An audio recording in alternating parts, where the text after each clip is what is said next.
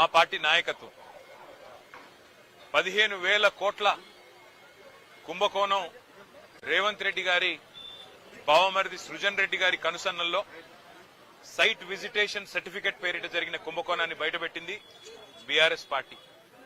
అట్లాగే సోలార్ టెండర్ల విషయంలో మరి ఏ రకంగా అక్రమంగా 100 కోట్ల కుంభకోణం జరిగిందో బయటపెట్టింది మా నాయకుడు హరీష్ రావు గారు.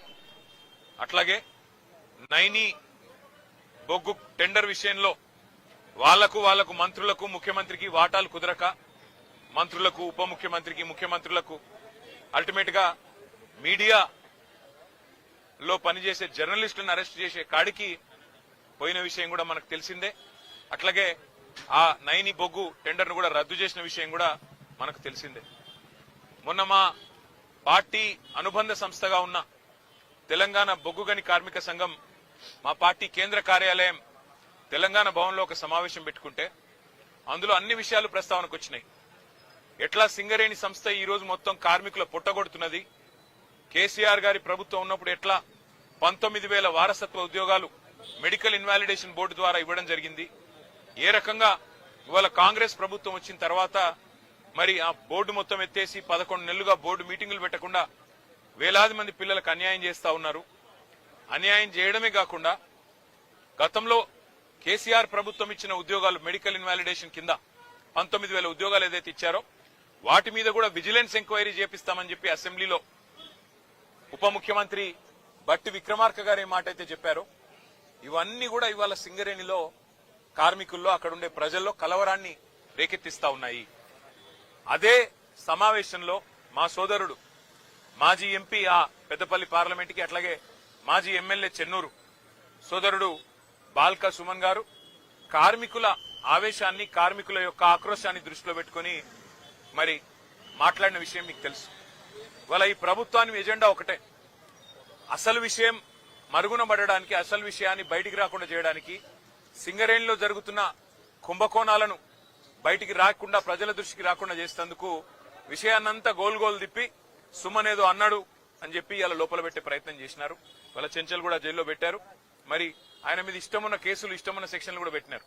చివరికి మెజిస్ట్రేట్ గారు కూడా మందలించి పీడీపీపీ ఎట్లా పెడతారు మీరని చెప్పి తీసేసిన పరిస్థితి మనం చూస్తా ఉన్నాం. సోదరుడు సుమన్ చేసిన వ్యాఖ్యల్లో ఏమన్నా తప్పు ఉన్నదని ప్రభుత్వం భావిస్తే నేను ప్రభుత్వాన్ని ఒకటే అడుగుతా ఉన్నా. మరి కాంగ్రెస్ పార్టీ యొక్క పెద్దలు ఇవాళ ముఖ్యమంత్రిగా ఉన్న రేవంత్ రెడ్డి ఆ రోజు మల్కాజ్గిరి పార్లమెంట్ సభ్యుడిగా పీసీసీ అధ్యక్షుడిగా ప్రగతి భవన్ అంటే ముఖ్యమంత్రి గారి అధికారిక నివాసం ప్రగతి భవన్ ని బాంబులతో పెట్టి పేల్చినా తప్పులేదు అన్నాడు. మరి ముఖ్యమంత్రి గారు మీ చర్యలు తీసుకోకూడదా?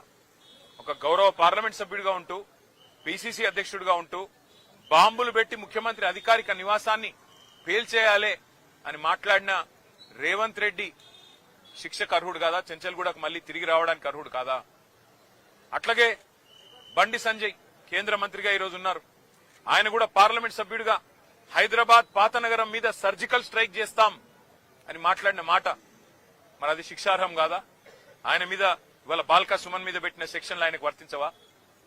అట్లాగే మిగతా కాంగ్రెస్ నాయకులు ఒక మాజీ ఎమ్మెల్యే మైనంపల్లి హనుమంతరావు సిద్దిపేటలో మా హరీష్ రావు గారి క్యాంప్ కార్యాలయం మీద దాడి చేయించడమే కాకుండా పెట్రోల్ పోసి తగలబెడతా హరీష్ రావుని అనే మాట అది శిక్షార్హం కాదా? దానికి సెక్షన్లు వర్తించవా?